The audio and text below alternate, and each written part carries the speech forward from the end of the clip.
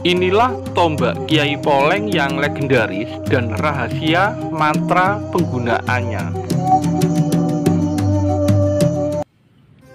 Rahayu, Rahayu, Rahayu.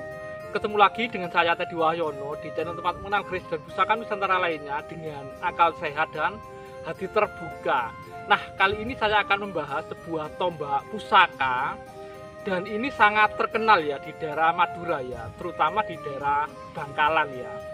Karena memang pusaka ini kemungkinan besar dari sana ya. Dan ini eranya sudah sangat sepuh ya, sangat kuno ya. Jadi kemungkinan besar era Mojopahit atau mungkin bahkan lebih tua ya. Nanti teman-teman bisa lihat detail materinya ya.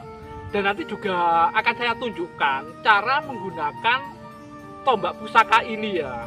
Dan memang ilmu menggunakan tombak ini sudah nggak diajarkan baik di Madura ataupun di Jawa ya. Jadi tombak ini namanya keren ya. Jadi kalau orang Madura taunya itu nama gelar. Jadi ini adalah tombak Kiai Poleng ya. Kalau di Jawa itu nama gelar ya, karena dapurnya ini kudup ya, jenis kudup gambir ya. Cuma nanti kita akan bahas tentang tombak Kiai Poleng. Nah, sebelum saya bahas, buat teman-teman yang belum subscribe, silakan subscribe dulu biar tidak ketinggalan informasi dari channel ini. Nah, sekarang kita lihat untuk tombaknya ya. Nah, kalau teman-teman perhatikan, nah, jadi memang kayak jenis kudup ya. Kita nyebutnya kalau di Jawa kudup gambir ya. Cuma kalau di Madura sana ini nyebutnya tombak Poleng atau tombak Kiai Poleng ya. Dan ini sudah sangat sepuh ya. Kalau teman-teman ranting sendiri, ini sangat ringan, enak tantingannya ya. Dan materinya juga sudah sangat sepuh ya. Nanti tak tunjukkan detailnya ya. Nah, tentang Kiai Poleng sendiri itu kalau di Madura mungkin banyak yang tahu ceritanya ya. Di Jawa pasti sebagian tahu ya, karena memang ini berhubungan dengan sebuah kerajaan di Jawa ya. Jadi Kiai Poleng ini sebenarnya seorang patih ya awalnya ya, patih di kerajaan Medan ya. Ada yang bilang Medan Kamulan, ada yang bilang beda ya. Cuman eranya itu kalau di babat terutama yang dipakai acuan, karena kita pusaka Madura, babat Madura ya, babat tanah Madura ya. Itu sekitar tahun 900-an, karena itu memang di situ eranya itu setelah Gunung Merapi meletus ya, yang diberikan di era 900-an Masehi atau 929 kalau nggak salah di situ ya. Nah, konon di cerita itu punya putri si raja tersebut, dan si putri itu pernah bermimpi dari tubuhnya kemasukan bulan ya, dan tiba-tiba beberapa hari kemudian dia hamil. Nah, si raja ini bertanya siapa yang menghamilinya, karena putri juga nggak tahu dan merasa memang nggak pernah melakukan dengan seorang pria, dia diam aja. Akhirnya raja marah, dia menyuruh patihnya ya, patih Tranggulang kalau nggak salah namanya itu, untuk membunuh si putri itu ya, dan nanti kepalanya suruh bawa balik. Kalau dia tidak bisa melakukan tugas itu, maka dia nggak boleh balik dan jabatan patihnya dicopot. Akhirnya si patih itu menuruti perintah raja ya, jadi membawa putri ke hutan, dan waktu si putri itu mau istilahnya ditebas lehernya, itu pedangnya jatuh. Dicoba sampai 3 kali jatuh. Akhirnya si patih itu merenung dan dia menyimpulkan bahwa memang si putri ini sebenarnya nggak bersalah. Akhirnya dia mengampuni dan dia memang akhirnya ya merelakan jadi tidak menjadi patih. Dan dia akhirnya berganti pakaian, melepas pakaian kebesarannya dengan kain tenun yang namanya kain Poleng ya, dan dia menamakan dirinya pakai nama baru adalah Kiai Poleng ya.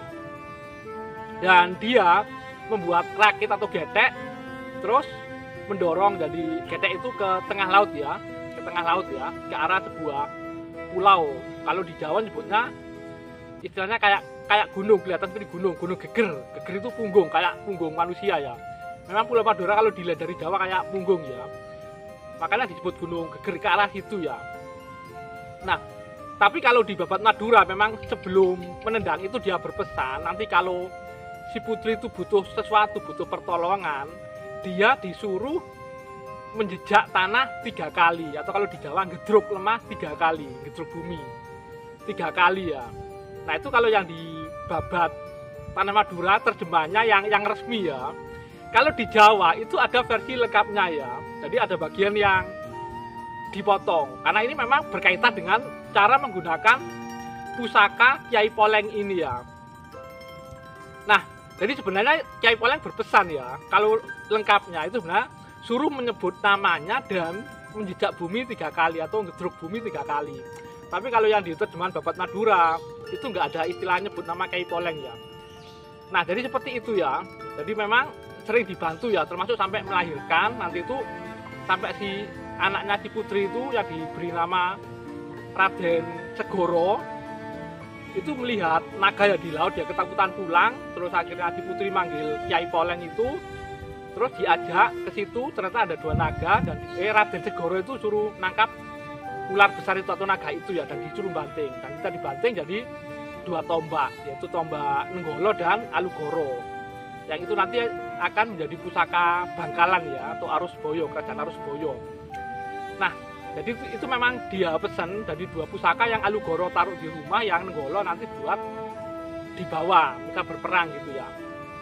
Dan nanti pada akhirnya dari raja yang di Medan itu, ayahnya si putri tadi itu, waktu diserang Cina dia hampir kalah, terus dapat istilah wangsit ya, mimpi ketemu orang tua, disuruh ke pulau yang sekarang disebut Madura itu ya, minta tolong seorang pemuda yang bernama Raden Segoro itu ya, dan dia akhirnya nolong ya.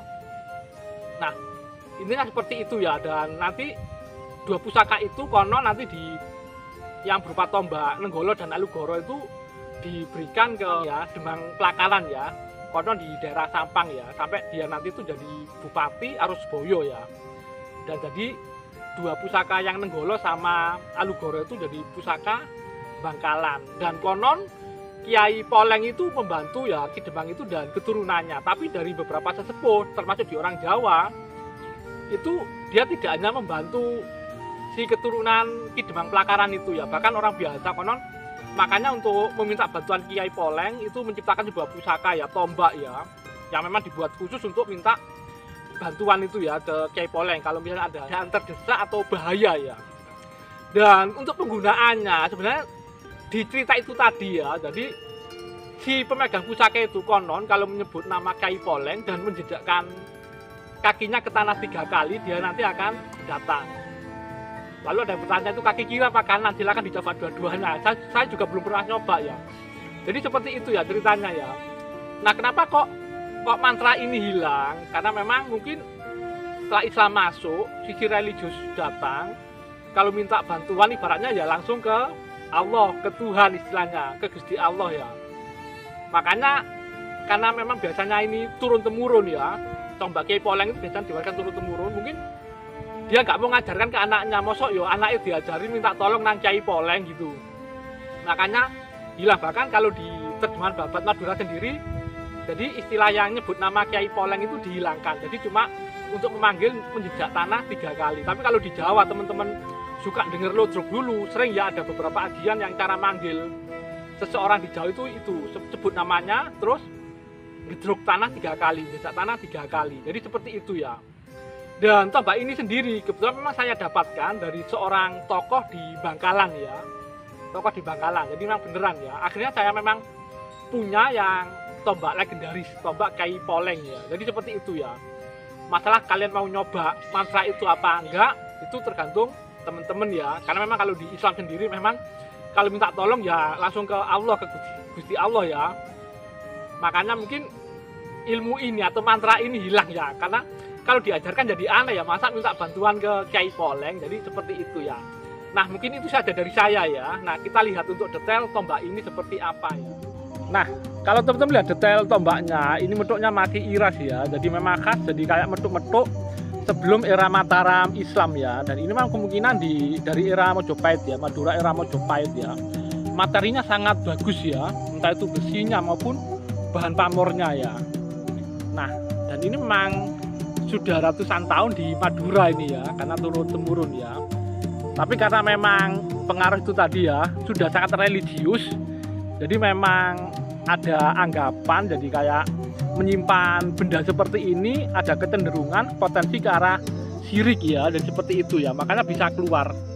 Dan kebetulan saya mendapatkan, karena dari dulu memang pengen punya yang namanya tombak Kiai Poleng itu ya. Nah, seperti itu ya. Nah, mungkin itu saja dari saya, semoga bermanfaat dan jangan lupa untuk like dan subscribe-nya. Tan samar pamoring sukma sinukmaya winahya ing ngasepi sinimpen telenging kalbu. Tidak samar bersatunya hamba Tuhan diresapi dengan rasa yang khusyuk disimpan di tengah kalbu.